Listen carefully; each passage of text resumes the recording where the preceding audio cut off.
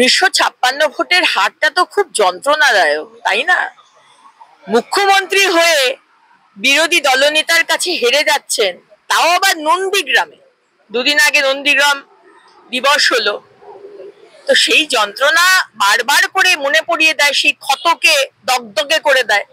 সেই কারণেই এই স্টেপ নেওয়া হয়েছে। কিন্তু আবার মুখ্যমন্ত্রীকে জানাই যে আমাদের বিরোধী দলনেতা কিন্তু আপনাকে চ্যালেঞ্জ জানিয়েছেন, আপনি পশ্চিমবঙ্গের যে সিটে দাঁড়াবেন আপনাকে কিন্তু হারানো হবে।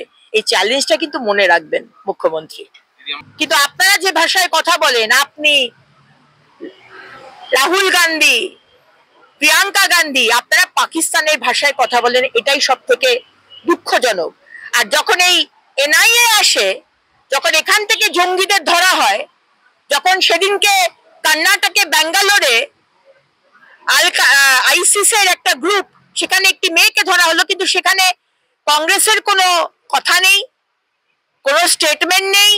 আর এখান থেকেও যখন টেররিস্টদের ধরা হচ্ছে, তখন মমতা ব্যানার্জির কোনো স্টেটমেন্ট নেই, কারণ এরা হচ্ছে মমতা ব্যানার্জির ভোট ব্যাংক।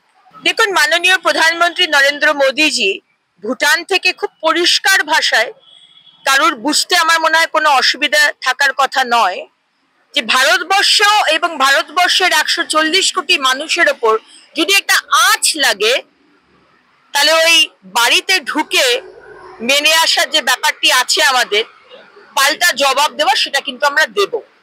এখন ইনভেস্টিগেশন চলছে, এখানে আমাদের কিছু বলা উচিত নয়।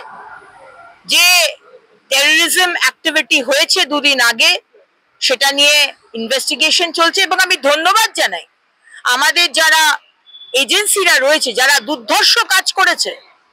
আজকে কেন হয়েছে ব্লাস্ট সেটা তো আমরা জানবো, কিন্তু 2900 কেজির অ্যামোনিয়াম নাইট্রেট, সেটাকে যে ধরা হয়েছে, সেটা নিয়ে কিন্তু বিরোধীরা কথা বলছেন না।